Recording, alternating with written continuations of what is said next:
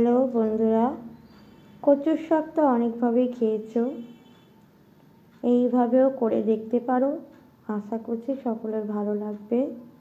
চলো কিভাবে বানিয়েছি দেখো। সামান্য হলুদ আর লবণ দিয়ে সামান্য একটু ভাপিয়ে নিয়েছি।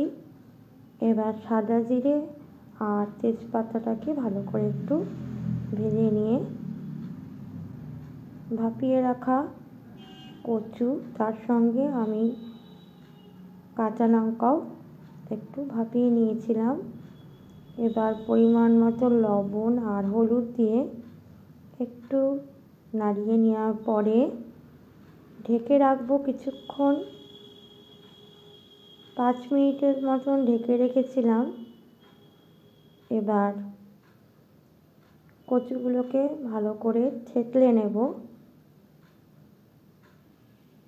খুন্তি দিয়ে না থেতলে হাতটা ব্যথা হয়ে যায়, তোমরা হাতা দিয়েও থেতলে নিতে পারো।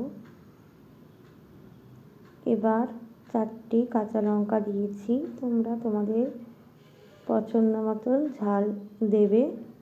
আর সচরাচর এই কচুগুলোতে খুব একটা গলায় ধরে না। ভালো করে থেতলে নেওয়ার পরে এটাকে ভাজতে হবে বন্ধুরা।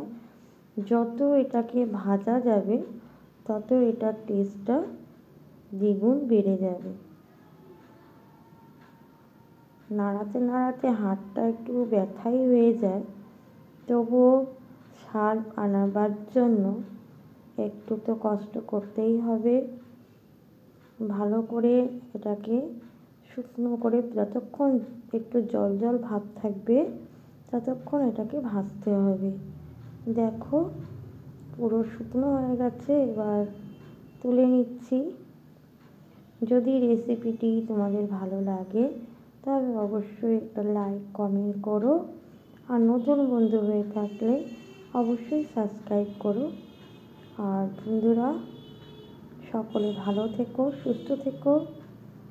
আজ এই পর্যন্তই, আবার নতুন কোনো রেসিপি নিয়ে তোমাদের কাছে হাজির হব।